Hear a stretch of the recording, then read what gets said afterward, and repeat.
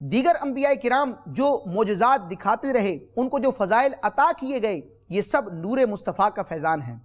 علامہ بصیری رحمۃ اللہ تعالیٰ نے قصیدہ بردہ شریف میں اس بات کو ذکر کیا کہ دیگر انبیاء جو معجزات لے کر آئے، یہ سب نور مصطفیٰ ہی کا فیضان ہے۔ آپ فرماتے ہیں وَكُلُّ آيٍ أَتَى الرُّسُلُ الْكِرَامُ بِهَا وَكُلُّ آيٍ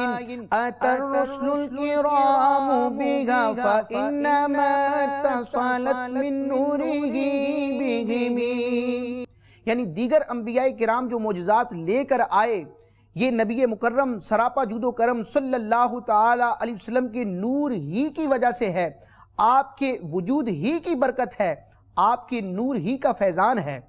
مزید آگے ارشاد فرماتے ہیں کہ وجہ کیا ہے کہ دیگر انبیاء کرام کو جو معجزات عطا ہوئے یہ نور مصطفیٰ کا فیضان ہے۔ وجہ کیا ہے، اس کی لاجک کیا ہے؟ آپ فرماتے ہیں فَإِنَّهُ شَمْسُ فَضْلٍ هُمْ كَوَاكِبُهَا فَإِنَّهُ شَمْسُ فَضْلٍ هُمْ كَوَاكِبُهَا يُظْهِرْنَ أَنْوَارَهَا لِلنَّاسِ فِي الظُّلَمِ۔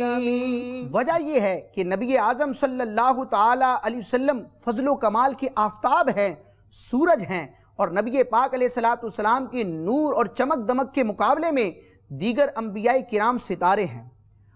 اور دیگر انبیاء کرام نے اپنے اپنے زمانے میں